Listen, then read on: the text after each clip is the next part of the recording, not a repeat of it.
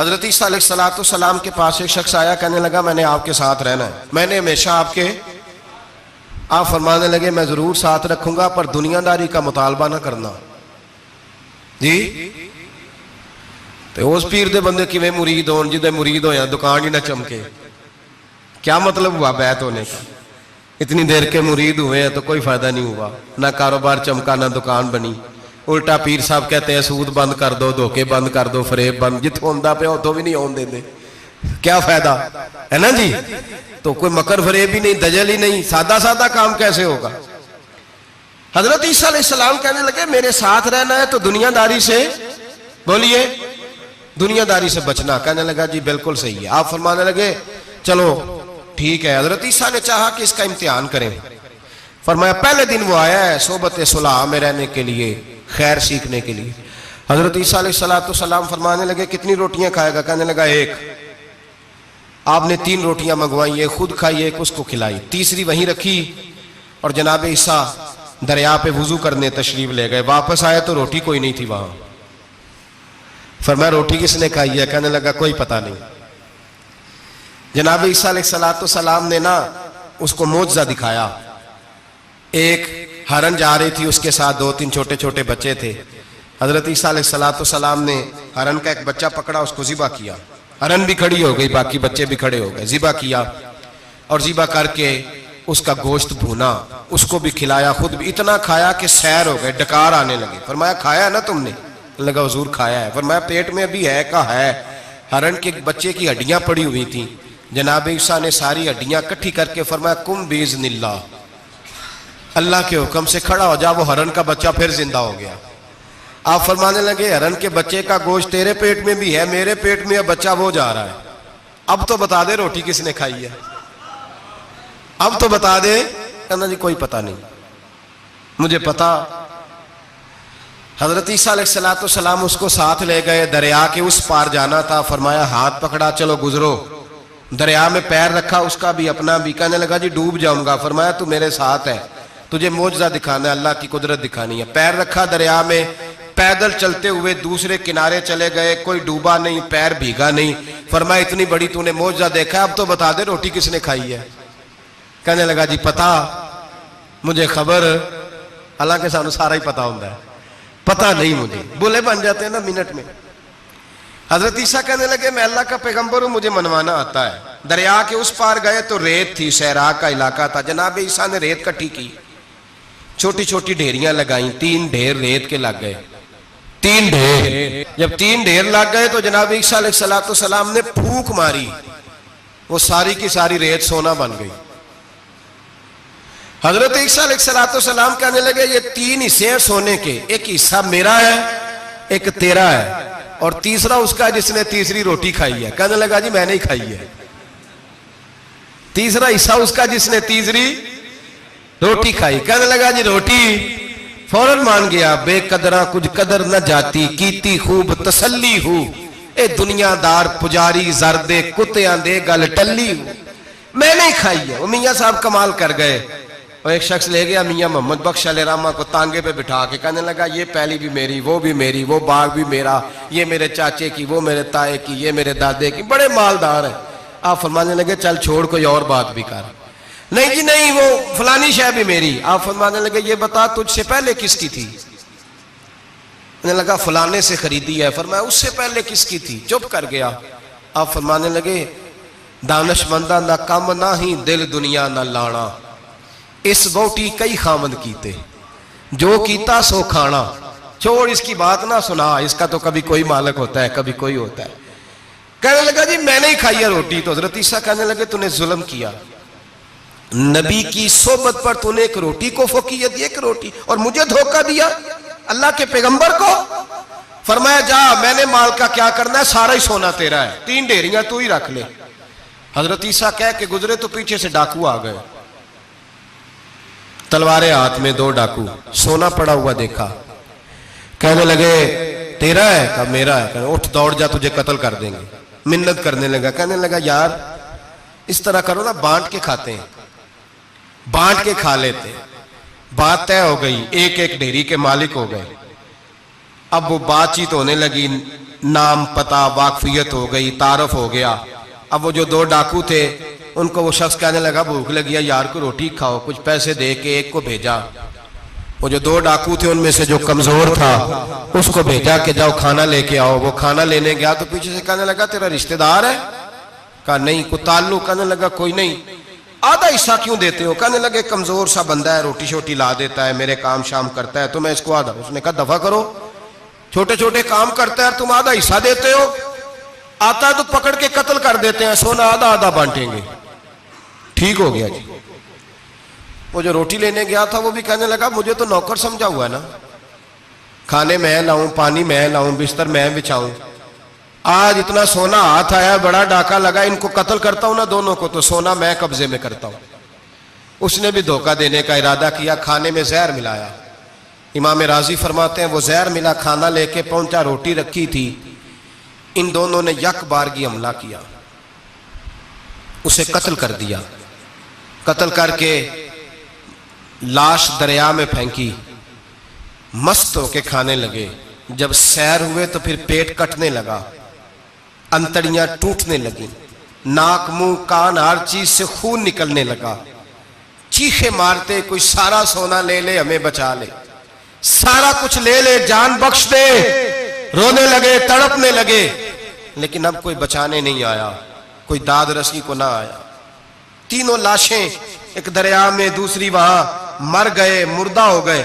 हजरत ईसा अलैहिस्सलाम चंद घंटों के बाद गुजरे तो लोगों ने कहा हुजूर ये क्या है?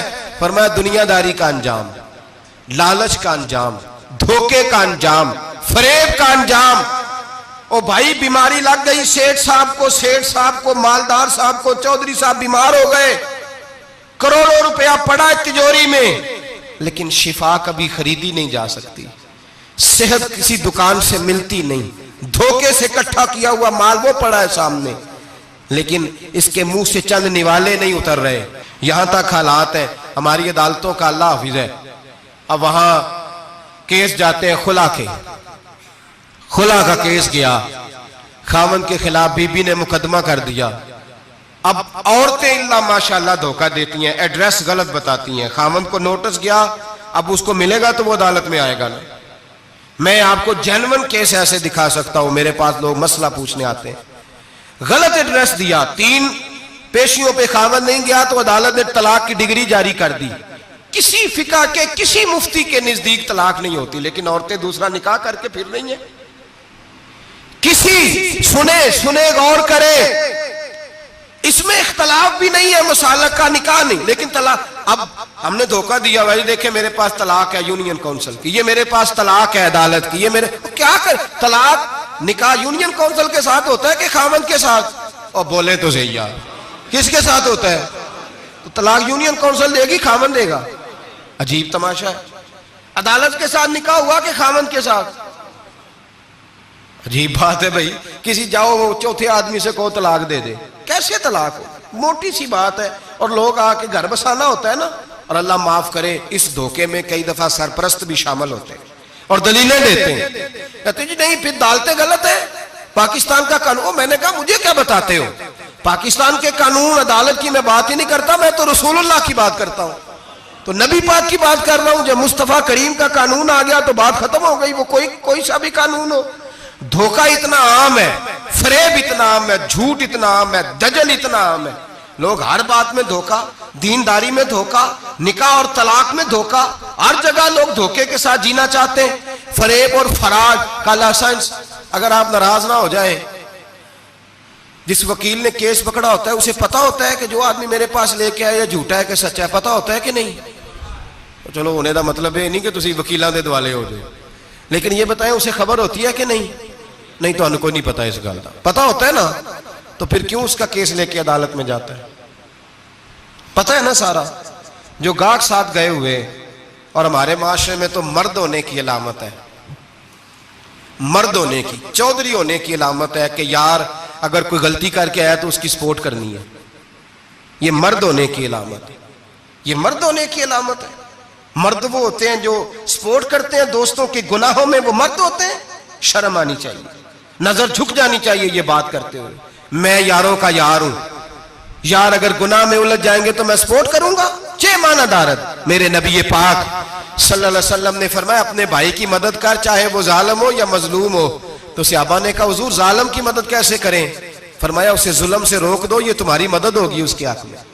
उसे मना करो जुल्म से। क्या तो ये मर्द होने की अलामत है कि मेरा भाई आ गया तो जैसे कहेगा मैंने वैसे करना है? उसका हाथ पकड़ उसे मना कर, ये तेरी मर्दानगी की अलामत। मेरे नबी पाक अलैहिस्सलातु सलाम ने फरमाया मेरा मोमिन कभी किसी को धोखा, इसके मिजाज में धोखा नहीं होता, फरेब नहीं होता, फरेब नहीं। हमारे यहाँ एक और बात भी अब बड़ी आम है, इतने इतने लंबे आर्टिकल छपे हैं, कभी किताबें खोल के पढ़ो कि हम इस्लाम की रुसवाई का कितना सबब बन रहे हैं। यूरोप पे नौजवान गए और उन औरतों से निकाह किए सिर्फ नेशनैलिटी लेने के लिए। क्या नेशनैलिटी लेने के लिए गैरों से धोखा करना जायज है? मेरे नबी पाक सल्लल्लाहु अलैहि वसल्लम बदर में थे, दो सहाबी आ रहे थे, दोनों बहादुर सहाबी थे। रस्ते में अबू जाल से मुलाकात हो गई। अबू जाल कहने लगा तुम जा रहे हो अपने नबी के साथ जंग में ताउन करोगे? वो सहाबा कहने लगे नहीं, हम तो वैसे जा रहे हैं, हम बिल्कुल भी जंग नहीं करेंगे। का वादा करते हो? का वादा करते हैं। वो दोनों आ गए हुजूर के पास, या रसूल अल्लाह सल्लल्लाहु अलैहि वसल्लम हम आ रहे थे और अबू जाल मिला है, हमने वादा कर लिया हम जंग नहीं लड़ेंगे। 313 लोग थे और एक एक आदमी की जरूरत थी। का हुजूर काफिर से वादा किया है, काफिर से। नबी पाक ने फरमाया तुम हथियार नहीं उठाओगे। वादा काफिर से किया, पर किया तो एक मोमिन ने है ना। एक शमून नाम के बुजुर्ग थे, बनी इसराइल से ताल्लुक था, बड़ी इबादत करते थे, 1000 साल इबादत फरमाई, सारी रात नफल पढ़ते, सारा दिन रोजा रखते और फिर रोजा रख के तो काफिरों से जिहाद करते। सारी जिंदगी जिहाद में गुजारी, जिस जंग में गए अल्लाह ने फतह अता फरमाई। ये जरा सोचिए कि जिसका तज़किरा मेरे नबी पाक फरमा रहे हैं वो कितना बड़ा आदमी होगा। वली अगरचे बनी इसराइल के थे, लेकिन इतना जबरदस्त उनका जिहाद करने का तरीका था। बड़ा जिहाद किया, बड़ी उन्होंने, काफिर बड़े परेशान थे कि बंदा काबू नहीं आता। बड़ी दूर तक बात गई, बड़ी जद्दोजहद की, लेकिन हजरत शमून अलैहिर्रहमा बनी इसराइल के वली थे, काबू ना आए। आखिर उनकी बीवी को खरीदा। और ये एक दो मिसालें बीवियों की आ गई हैं, खामद भी बिकते हैं, याद रखना, भाई भी बिकते हैं। इल्ला माशाल्लाह जब कोई बिकने पे आता है तो फिर वो अपने मेयार को कायम नहीं दिखता, फिर लोग गिर जाते हैं मेयार से। बीवी को खरीदा, कहने लगे तूने इसके साथ रह के क्या वक्त गुजारा है? कहने लगी कोई सुख नहीं पाया, एक वक्त रोटी एक वक्त की भूख, दरवेशी का दर्स देता है, कुछ भी नहीं मिला। हजरत शमून अलैहिर्रहमा की बीवी जब खरीदी गई, कहने लगे जब ये, चूंकि ये कम सोते हैं और जितनी देर सोते हैं गहरी नींद सोते हैं, जब गहरी नींद सो जाए तो रस्सियों के साथ जकड़ देना। इमाम गजाली अलैहिर्रहमा ने इसको लिखा है, रस्सियों के साथ जकड़ दिया बीबी ने। हजरत शमून उठे ना तो अपने आप को रस्सियों से बंधा हुआ देखा, अल्लाह अकबर कहा। जब अल्लाह अकबर कहा तो सारी रस्सियां टूट गईं। बीवी से कहने लगे तूने क्यों बांधा? उसने फिर धोखा दिया। कहने लगी हर जंग में लोग आके बताते थे तेरा खामद बड़ा दलेर है, मैंने कहा मैं भी देखूं कितना दलेर है। सारे एक नया रंग, एक नया रूप, एक नया तरीका, तो मैंने तो आजमाया है। और ये तो छोटी छोटी रस्सियां थी। आप फरमाने लगे चलो ठीक है, अगर तूने आजमाया है तो फिर देख भी लिया है। कुछ दिनों के बाद उसने जंजीरों से बांध दिया, लोहे की जंजीरों से। उठे तो बंधा हुआ पाया, अल्लाह अकबर का तो जंजीरें भी टूट गईं। फरमाने लगे ये तूने क्या किया? कहने लगी देखना चाहती थी, कच्ची रस्सियां तो तोड़ लेते हो, जंजीरें भी टूटती हैं कि नहीं? हाँ भाई ठीक आके लोग बताते हैं तू वाकई दलेर है, हर जंग में कामयाब होता है। अब करीब बैठने लगी, खाना अपने हाथों से खिलाने लगी, फरेब करने लगी, धोखा देने लगी। कहने लगी बताओ तो सही ताकत का राज क्या है? मोमिन नरम दिल होता है। एक दफा कोई मुस्कुरा के पास आता है तो समझता है कि शायद ये मेरा खैर खा है, इसलिए मोमिन धोखे खाते हैं, धोखे देते नहीं। जब उसने मोहब्बत के लबो लहजे में बात की तो जनाब शमून कहने लगे और तो मैं किसी चीज से काबू नहीं आ सकता। बाल उनके लंबे लंबे थे, बैठते थे तो नीचे बाल आते थे, हमारी शरीयत में जायज नहीं। नबी पाक सल्लल्लाहु अलैहि वसल्लम ने जुल्फे कानों तक की इजाजत दी है, कंधों तक की इजाजत है। कंधों से नीचे बाल आए तो हराम लिखा है आला हज़रत ने, कंधों से नीचे जायज नहीं। उनके बाल बड़े लंबे थे, बैठते थे तो नीचे दब जाते थे। हजरत शमून कहने लगे मुझे दुनिया की तो कोई ताकत नहीं बांध सकती, हाँ मेरे बालों से मुझे बांध दिया जाए तो फिर नहीं मैं उठ सकता। बस उसके हाथ बात आ गई, उसने खाना भी खिलाया, उसने बिस्तर भी बिछा के दिया, पैर भी दबाए। जब सो गए तो उसने उनके बालों से उन्हें बांध दिया और काफिरों को जाके बताया कि आज नहीं खोल सकेगा। जब उठे तो बंधा हुआ देखा, बीवी की तरफ देखा, कहा तुझे ख्याल नहीं आया खोल दे। कहने लगी सारी जिंदगी गुर्बत दी तूने, ये देख मुझे हीरे मिले हैं, कंगन मिले हैं, ये देख मेरे कानों में हीरा सोना चांदी हर चीज, चल जा, तेरा क्या करना है, सारी रात इबादतें, सारा दिन तू जिक्र फिक्र और जिहाद में गुजार देता। धोखा दिया। उन काफिरों ने आके सुतून के साथ चारपाई उठाई और सुतून के साथ खड़ी की, फिर रस्सियों और जंजीरों से बांधा। अल्लाह के वली का सबसे पहले नाक काटा, फिर तलवार के साथ कान काटे, फिर आंखें निकाली। जब जुबान काटने लगे तो उन्होंने अल्लाह को आवाज दी, कहा मेरे मौला मैं कोई लावारस हूं कि कोई मुझे धोखा दे और इस अंदाज में कत्ल कर दे। मौला मैं धोखे खाता रहा, मैं कोई लावारस तो नहीं। जब ये दुआ फरमाई तो फिर बिजली चमकी, फिर अल्लाह का कहर बरसा। इमाम गजाली फरमाते हैं वो काफिर जो आए थे वो जले, इस तरह जले कि उनकी हवा भी उड़ गई।